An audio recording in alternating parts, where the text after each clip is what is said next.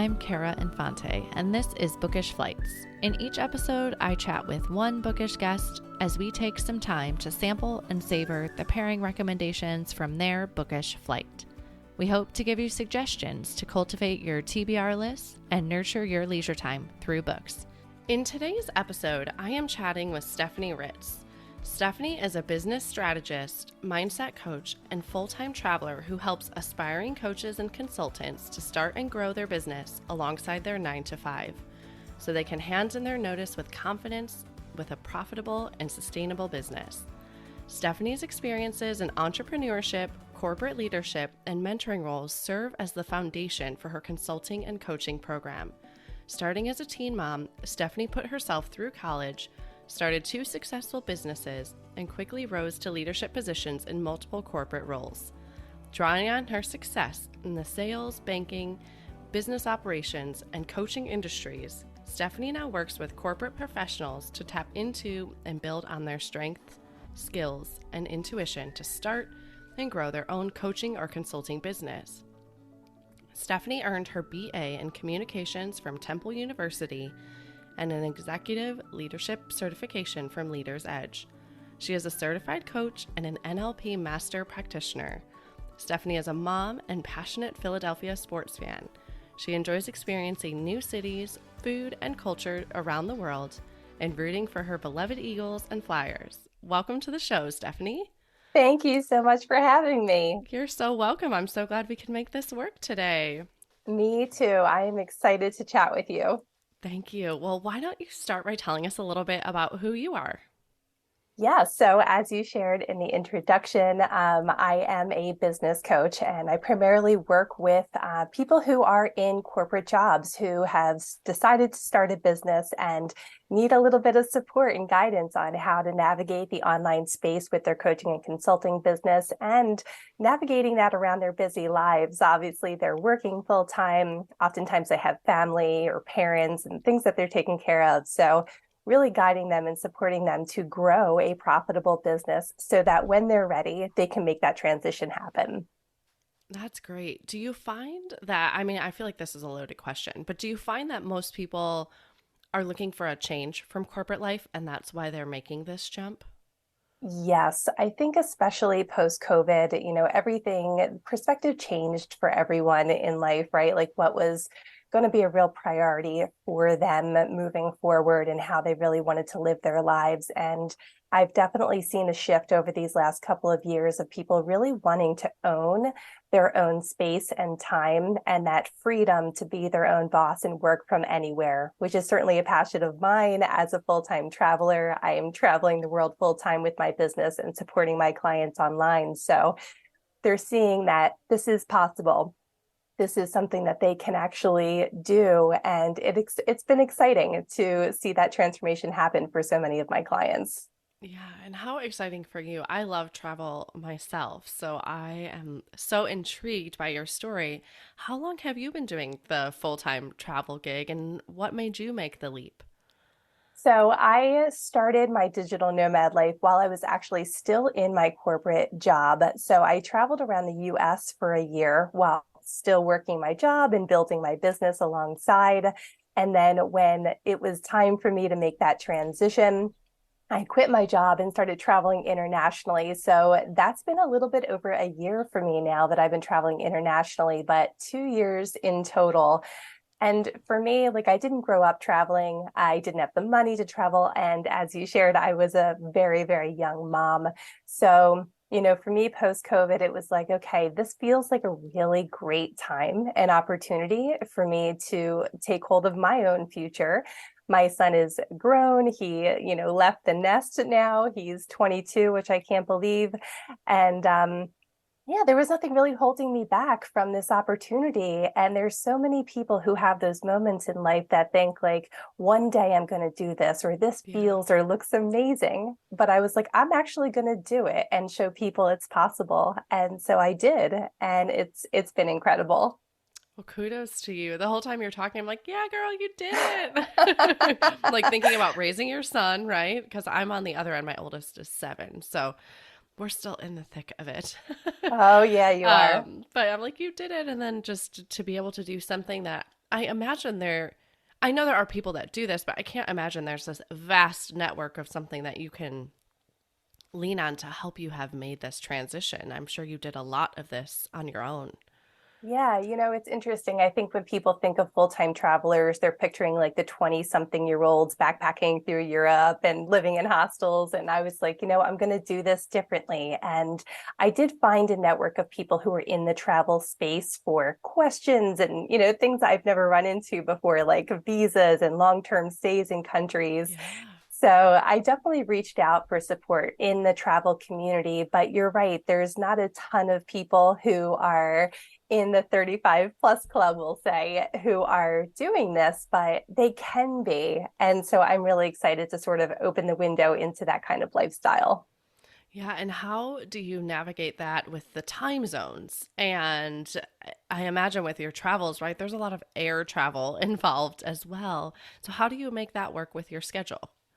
Yeah, one of the beautiful things about being your own boss is you get to design that. And, my clients are oftentimes, like I said, busy working professionals. So they're available for my support typically nights and evenings, which means like when I head over to Europe next week, I'm going to be anywhere from 5 to 7 hours ahead of like East Coast time on the US. So my US based clients are going to be meeting with me at what will be 11, 12, 1 o'clock in the morning, which is fine with me because then I can sleep until 9, 10 a.m. the next day. And I Sure. just plan my schedule accordingly. So I do take into account where my clients are located, when they're available, and I can adjust my schedule per their availability, knowing that I'm not on any other time clock. I can just, give myself extra time the next morning until my body's ready to wake up. And that's something that I never got to experience in corporate. Yeah. Yeah, that's beautiful. Have your own schedule. Yes. So, and then we had listeners. I think most of you, if you've listened to the show before, know that we were stationed overseas for a while. We got to live in Sicily. Um, Incredibly fortunate. I consider it like one of the best experiences of my life, but there's a lot of logistics that go into travel. So, how do you do that? Like, how do you plan what cities you're going to go to? How do you pack your suitcase for these long term trips? I have so many questions. I know I've gotten better. I started out with just way too much stuff and was traveling so heavy. I've learned to kind of lighten the load a little bit. I was overpacking on like toiletries and things that I thought I need to have these things. But now that I am more well traveled and I understand that I can pick things up as I go, I don't Yeah. need to bring as much with me. I do try and pack layers for different seasons. I would say the shoes is the hardest part, but again, I can always go buy shoes. So kind of when you shift your mentality to if I don't have it, I can go buy it.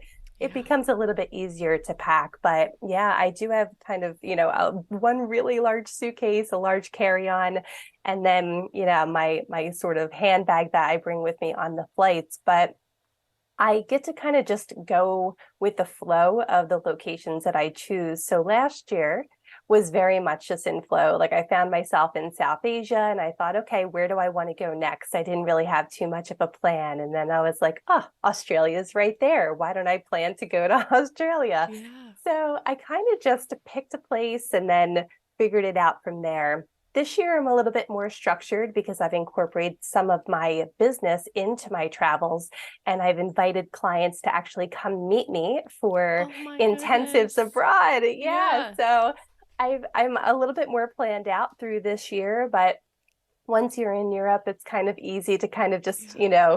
move around and pick where you want to go. So yeah, I've kind of just going down my own bucket list and saying, where in the world do I want to travel? And just kind of ticking it off the list as I go, and then popping back home if I need to, refresh my wardrobe. I want to see family, of course, doctor's appointments, all of the normal things most people would do once or twice a year.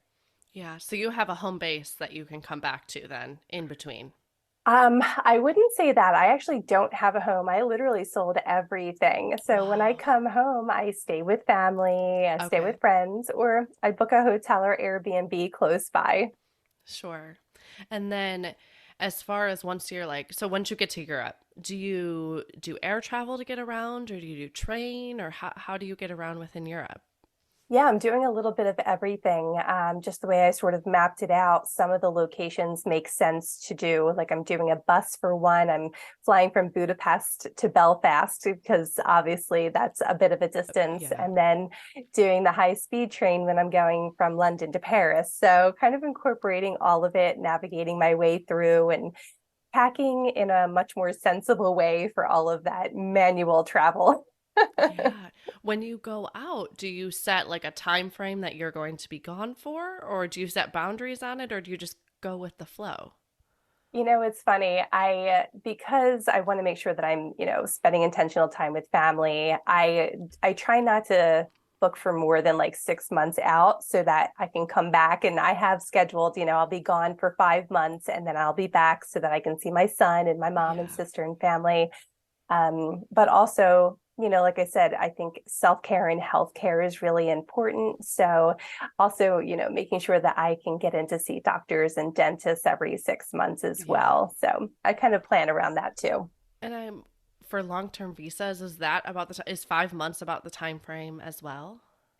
So, no, it's really different per Okay. country and region. Some countries within Europe, you actually are only allowed to be in total for all of the destinations 90 days out of a 180-day period. So it can get a Okay. little complex thanks to Brexit. London, UK. Is separate from that now. So it actually allowed me to extend my time there by adding some of those UK components into my European trip. But it's one of those things you kind of just have to look into ahead of time. And there's a lot of resources online to just make sure that you're not overextending visas. Yeah, absolutely. And then obviously you being a woman traveling alone, how do you feel about safety? Yeah, I get asked this a lot, and I think it's a really important question. For me, I grew up in Philadelphia, in the city of Philadelphia. So I guess you can say I was growing up with a set of street smarts, and that has really served me into adulthood. Just being aware of your surroundings and whether you're a woman or a man, when you look like a tourist, you Yeah. can often be targeted for potential things. But knock on wood, I have had no, concerns traveling, and I have literally been around the world and just really being aware, being prepared, being planned ahead of time when I'm going and walking the streets, and really making sure I'm feeling safe. And if something is feeling like a red flag, really listening to my intuition. But so Yeah. far, I have not had any concerns or issues. Yeah. That's great. And then so you have this bucket list. How long is this bucket list, and what percentage would you say have worked your way through? I mean, I'd love to see the whole world, but obviously, I think everybody kind of has those handful of locations where you're like, I really want to go here one day. And so after this European journey, there's only going to be a couple of places left where I'm like, this is the top of my list that I really want to see. And hopefully I'll get there next year. So I guess you can say I'm like 80% of the way there. That's awesome. And I think with everything though, as you travel and you talk to people, you learn about other places that might have never been on your radar. So you're like, oh, I better add that onto my bucket list. So inevitably it just grows, I think, too. It totally does. I mean, I was so unaware of how much was out there in the world to see. Like I said, I didn't grow up with money. Travel was not something that I ever really thought was going to be a possibility for me in this way. And so now that I have a broader scope and understanding of the world, it just sort of fuels the fire to want to see even more. So even when I check off that bucket list, I know that there's going to be more places that I will want to see. Yeah. And I feel that too. My husband being in the military, we've done big moves, right? Cross country, over the ocean, but it has allowed us to explore where I don't think we would be able to afford it as a family of five to go fly to Europe and have these European vacations, but we happened to be placed down in Europe. And so we were able to explore Europe. Or now we're on the West Coast. And so we can explore all the stuff on the West Coast that we've never seen. And so it's been a great way to adventure. We've been very fortunate in that. Oh, I love that. Yeah. I the ability to travel opens up so many opportunities for you personally, professionally. There's so much growth that comes from that. So that's so great for you and your children that you've been able to have that piece of the travel adventure through your husband's career. And yeah, I'm kind of carving my own path and doing it myself for now, but hopefully at some point alongside someone else who also loves to travel. I know that's so impressive because right, I have the safety of like we know we have a job and we know we'll have a home, right, when we land somewhere. And I feel like for you that I mean you have your job, but like the home and all of that, like that's a little bit more vague. So I think there's a sense of I always thought, right, like the bigger risks you take offer more reward. And I think for you, you're living that. Yeah. And, I think it's so interesting because this comes up too with entrepreneurship in general, that people see it as a risk and that this lifestyle is a risk because there is no home.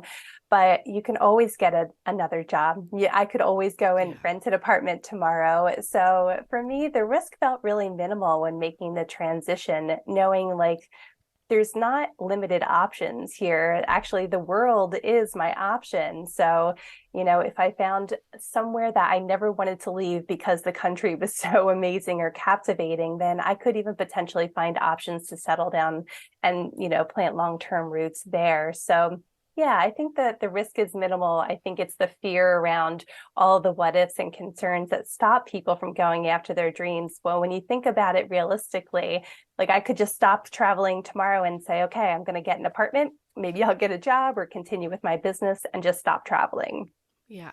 And I think exactly what you're saying is it's a mindset shift, right? Yes, Like not everything is set in stone and we can always change tomorrow. exactly. Exactly. I love that. Well, let's talk a little bit because I also think this is an interesting question. So we're here today to talk about books. How do you do that while you are traveling? So my as we talked about, my suitcases are packed to the brim. So for me, Audible has been my lifeline because I do love to read, and I honestly do prefer holding a book and reading it. Sure. But I mean, to pick up books and then, to try and travel with them is just too much, adding Yep. that extra weight. That one little extra thing actually can really add up quickly. So I have a subscription to Audible and my book list just keeps growing on there. I love it. What type of genres or books do you like to read? So many. But I will say generally the most frequent are self-development books, autobiographies, and murder mysteries. So fun. And I think all those are great as audiobooks. They're a great. Sometimes I find I can't do all genres on audiobooks, but those are ones that really hit the mark for me too on audio. Yeah, I love it. And it can make a difference the way that the author presents it on the Audible book. Sometimes it is just better to pick up the book if it's not translating well based on Yeah. how they're reading it. But I will say, like, they really do an excellent job with finding people who really help you picture it in your mind as you're listening. I know. It makes me want to, as I'm sitting here thinking, I'm like, I want to have an audiobook narrator come on the show because I think they would be so interesting to talk to because I imagine that world is just, it's something I know nothing about. So I would love to talk to them about that. So, any Definitely. listeners out there, if you're an audiobook narrator, like message me. Such an interesting profession and such a gift to be able to bring that to people who are like me, are traveling and can't read it and create that in my own mind, that they paint that visual picture and it makes it so much more compelling. Absolutely. And then, how do you find time to read with your busy schedule? I mean, I'm traveling a lot. So for me, like on planes and trains and automobiles, like we were talking about earlier, that's like the perfect time for me to listen to an audiobook. And I actually have a good amount of time because I have my own business. So outside of my client work that I'm doing, I'm exploring cities. And one of the things that I kind of do as a safety precaution is I put my earbuds in and I'm listening to audiobooks while I'm walking the streets and or have maps on. So I'm hearing the directions instead of looking at my phone like a tourist. Oh, that's a great idea. Yeah. So it kind of stops the audiobook and says, turn left here. And it just kind of keeps me safe. It keeps me entertained. So I listen to them throughout my day. That is great. I am thinking I got to study abroad when I was in college, and that was the first time I had ever left the country, and I lived in Rome for a semester. And it was before the days of smartphones.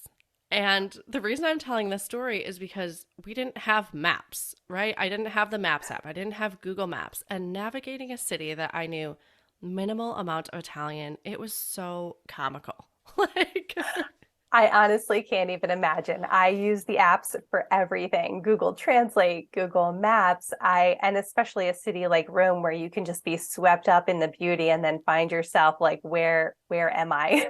yes. And we would, I don't know if Philadelphia is built like this, but I'm from Chicago and it's a grid system. And so I remember, and my college roommate and I, we went together. And so she's from Chicago too. And we're like, we're going to go out, and we wanted to go see the Vatican. It was before school had started. We had just arrived. So we walked to the Vatican. And then we go to walk home, and we're like, well, if we just take this street, we'll inevitably hit the main drag that took us down to our apartment, which Rome is a circular system. So we never hit it.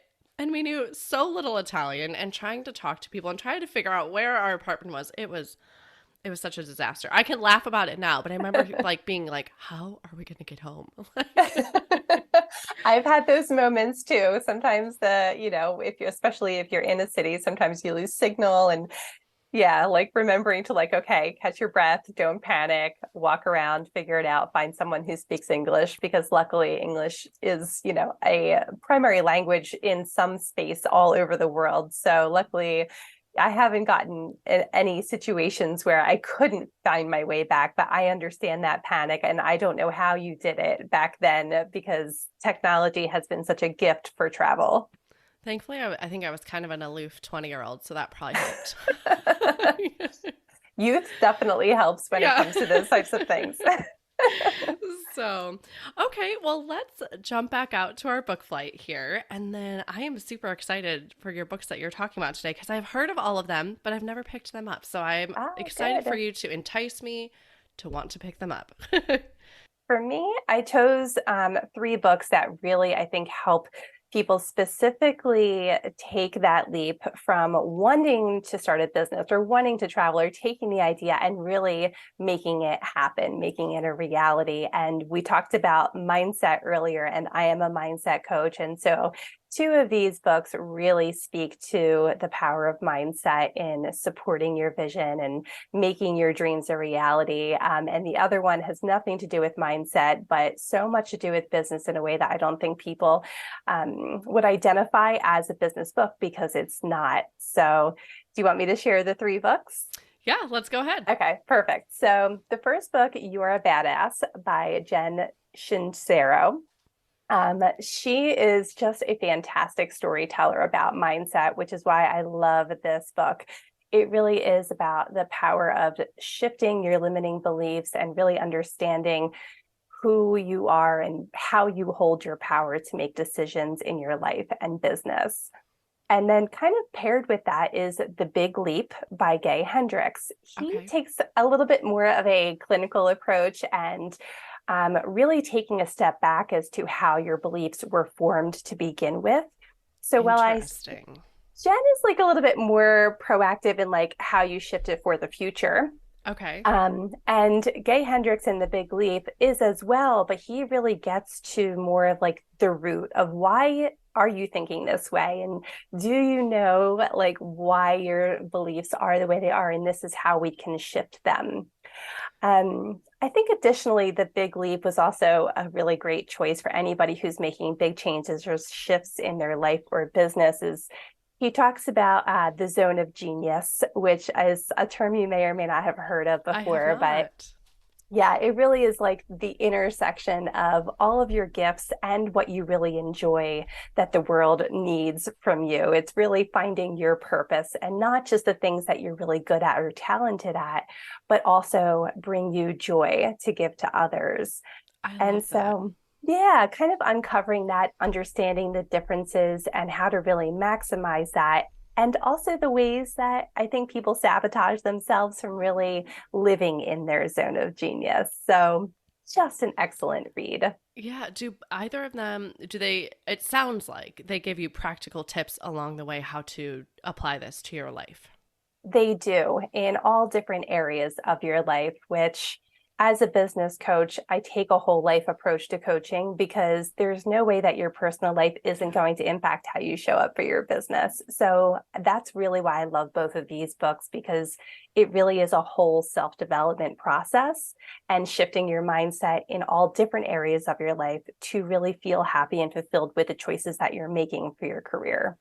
Yeah, and I think that's something I tend to be like, I don't want to get older. I don't want to get older. But I think what you're saying, and kind of back to the you are a badass, I think there's something to be said that we become more confident in who we are, and we start to recognize what brings us joy, what maybe drains our energy. And this sounds like this could help us be a bit more targeted in our approach, but I think there's something to be said about getting older because you become more confident and, well, that's who I am. And like, I don't need to conform to someone else or society to fit in with that. It's just, I can proudly be me. Yes, and Jen talks about that in the book too. Like you do kind of lose that sense of like needing to compare yourself to everyone and, you know, sort of caring less about how you show up and really allowing yourself to own exactly who you are and not trying to fit into anyone else's mold of success or happiness. And so I think both of these tips, as you said, they do offer really tangible things on how to shift your mindset, why you think the way that you do, so you can reframe your thoughts so that as Gay Hendricks says, you can live in your zone of genius and really show up powerfully in your life that way. And as Jen talks about, and kind of your entire life, really feeling happy and excited to do that. She's much more kind of enthusiastic, and her approach is a little bit different in her storytelling. The lessons at the base are generally the same, but I think hearing them in different ways and reinforcing the power of mindset and that you do actually have control in the design and direction of your life is just such a powerful thing. Yeah. I have two thoughts that came to mind with that. And I think I always tell my kids, we can't always control the situation, but we can control how we respond to the situation. Exactly. Right? Like Yes. that's the only thing we can control in our life is how we respond. And the other part of that, I was thinking, and I don't know if you've noticed this because now you're kind of in this nomadic lifestyle, which I think we do longer stints, but we have a pretty nomadic lifestyle as well. We've been doing this for 12 years and, been moving around for 12 years. I think that helped me let go of the comparison of others because we are moving all over the place and we're with different groups of people every time we move. And of course we have friendships that have maintained, but those are the people that have become our closest friends, so you're not comparing yourself usually to your closest friends, I think. But I think the nomadic lifestyle helped me with that mindset shift of, well, I mean, this is what works for us and this is our life. And, that has to fit.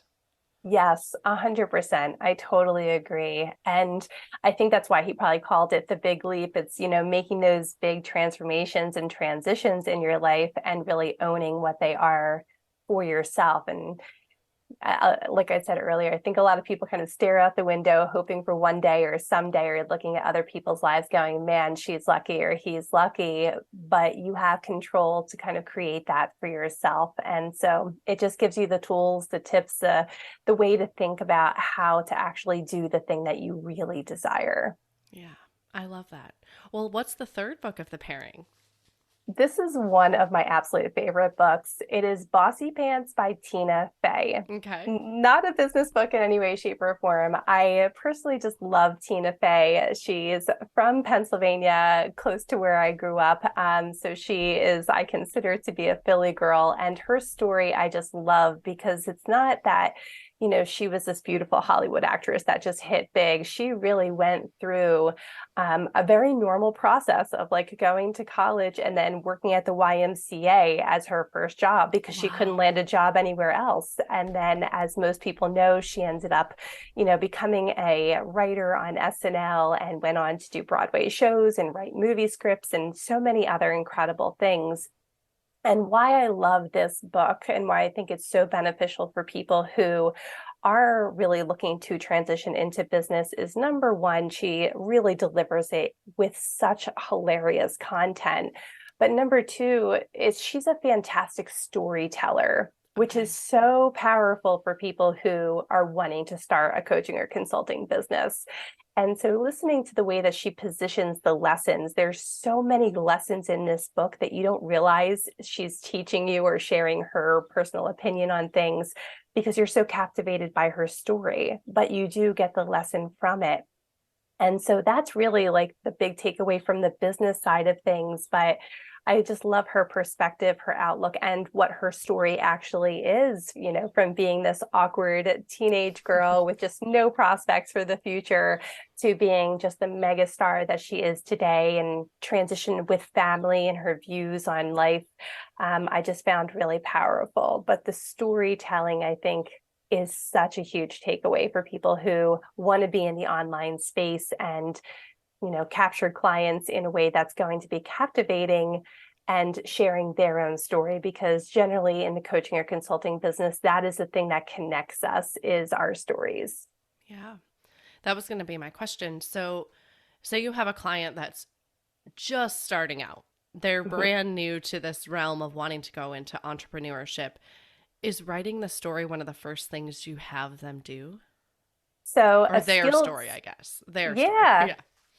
Kind of. I think a Okay. skills assessment is really powerful to bring out because we forget so much of what we have already experienced in life. And when I have them do this skills assessment, that includes personal experiences that have impacted either their choice to become a coach or consultant, or that ties into why they are so great at what they do. Yeah. And so, yes, in a way, that is one of the first things that we do, because there are so many things that we already know that we forget are going to be so powerful in supporting us and supporting others. Yeah.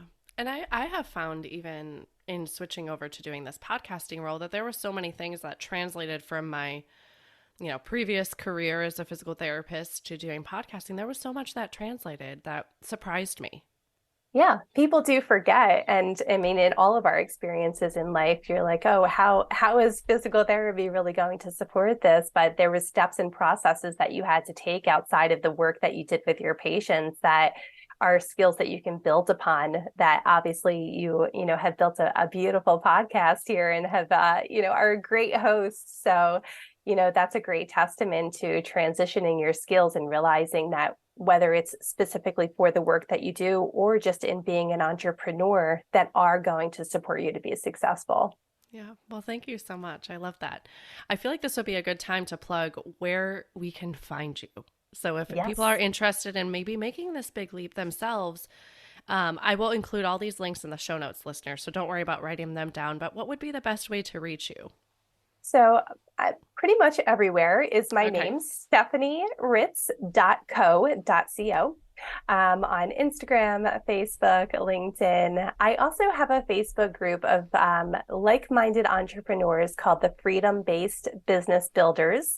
So happy to have you join in the group as well. So anybody can join that, because I'm thinking, Yes. I'm like, oh, I want to join this. Because part of the reason why I wanted to delve out into this podcast world is with this nomadic lifestyle and moving. Every time what it looked like as a physical therapist was I would have to get a new license in a new state. Thankfully, we take a national exam, so I never had to take my board exam again. But I'd have to get a new license in a new state, and then I go out to job hunt, and I do a very specialized form of physical therapy. So then I would have to build my client list, and that takes like 9 months in itself. And sometimes we only have 2 years in a location. And I'm like, okay. I mean, I love my job, but I love my family way more than I love my job. So how can I be with my family more, like my children, especially? I mean, I love my husband too, but he doesn't need me like my children need me. But how could I be with my children more and create something that I can take next time we move? Hopefully this podcast will still be going, and it's not something I'm going to have to reinvent the wheel on, right? I'm not going to have to start from square one in a new state. Exactly. And that's what having a freedom-based business is all about. Something that you can pick up and take anywhere with you, and gives you just the total autonomy of time over, freedom over your schedule. And I think it's so important to be surrounded with like-minded people, because as we were talking about earlier, not everybody gets it. Not everyone's going to understand, why would you just leave your house and start traveling the world? Or why would you leave your lucrative career to start a business that could potentially fail, or, suffer economic hardship in these times, like all the things that other people assume or think. So would love to have you in the group and the listeners as I'm well. coming in. Excited to have you. Yes. Okay. And then I have one last question about Bossy Pants before we get, digress from that too much. Does she narrate the audiobook of it? She does. Okay. I She love when does. they do. Okay. Yeah, and she's so great on the audio version too. And she has clip-ins from things from Saturday Night Live, which are really fun as funny. well. And I just really enjoyed it. I mean, it's a breeze to listen to. You'll be so captivated. But the big lesson that I would think, like, listen to how she tells the stories, because that is how you can powerfully, share a lesson and connect with people on a deeper level. She's such a great storyteller. Okay. All right. Add it to my list next time, my next audiobook up. That'll be fun. All Amazing. right. So I love to finish the show with bonus pairings, which are just a speed round of questions. So you can just answer these really quick. This for you is going to be an interesting question. Where is your favorite place to read?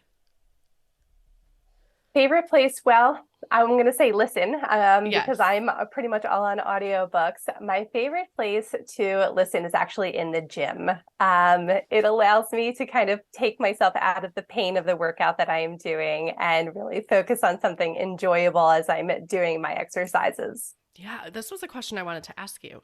How do you maintain that with traveling, your exercise routine? So it changes, which I actually think is probably good for my body. It's not the same thing over and over again. So just depending on what's available, I do try and find places that have either like in a condo that has like a gym in it, or opportunity for workout equipment nearby. But if not, I am an avid walker, and I find ways to kind of incorporate different exercises when I'm out and about in the cities that I'm in. Yeah, and I know with Europe, I haven't traveled much elsewhere, but you walk a lot. You When do. you're traveling. So I figured that might be part of it, but I was like, that's something I always found that was hard to keep the continuity going when we traveled. Yes, it can be, but I think that you can look at it as a positive, that you're kind of changing up your routine every month to do something new. Yes, absolutely. All right. Well, what is one book that you have read that has changed your life? Susie Orman's Young, Broken, Fabulous. That book changed my life in my 20s. As I said, I was a single teen mom, and it was very hard for me financially. I did not have any financial support at all. And when I was in college full time and working 2 part-time jobs, the debt started racking up to keep a roof over my head for me and my son. And so, I was always good with money up through that time, and I needed to get back on track. And I read her book, and I literally did everything. And, since then it has led me onto a path that has been much more financially lucrative. But that book, I feel, really helps give me perspective and strategies to turn my situation around. I love that. Are you a rereader? Yes, I am, but it has to be something that is really specific and tangible. I don't usually read like fun sort of fantasy books again, but things that have like tangible tips, like the books I share today. I have reread all of those multiple times, because there's things that I need to kind of reinforce in my own brain and utilize as tips and strategies in my life and business. Sure. And it might hit you differently after more experiences too, right? It would change. Exactly. Yes, totally agree. Well, lastly, what are you reading next? I am actually in the process of reading a really fun one, The Bassoon King by Rainn Wilson from The Office. Oh, yeah. Okay. It's kind of an older one, but like I said, I like autobiographies, and it is fascinating, like really interesting take. I had no idea about how he sort of came up into the acting world and his background. And again, he kind of really shares his whole life insight into things, and a lot of great perspectives so far into the book. So I'm really, really enjoying it. And he's hilarious too. So that helps. He is the one narrating the audiobook. Okay. So the whole thing is just really enjoyable. So it's a little bit older. It came out a while ago, but I never got around to reading it. So I am now, and I'm really enjoying it. Story of my life. So, well, thank you so much for coming on the show today. I know your time is precious, and I appreciate all that you've given me today. Thank you so much for having me. This was a lot of fun. You're so welcome.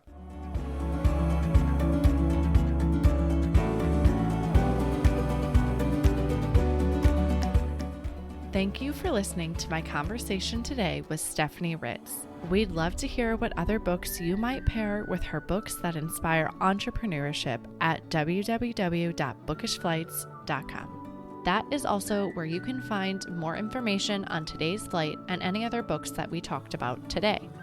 I want to inspire a community of readers. So whenever you share a post about what you are reading or what you are picking up next, especially if you have heard about the book on the show, please tag us. Follow us on Facebook or Instagram at Bookish Flights. This is a brand new show, so if you enjoyed it, please head over to Apple Podcasts and give the show a review. Your review not only helps me, but it also helps the show reach others. Make sure you are subscribed on Apple Podcasts or Spotify to make sure that you will not miss an episode. That's it for this episode. Thank you so much for listening. As Emma Thompson said, I think books are like people in the sense that they'll turn up in your life when you most need them. Cheers to you, dear readers. Until next time.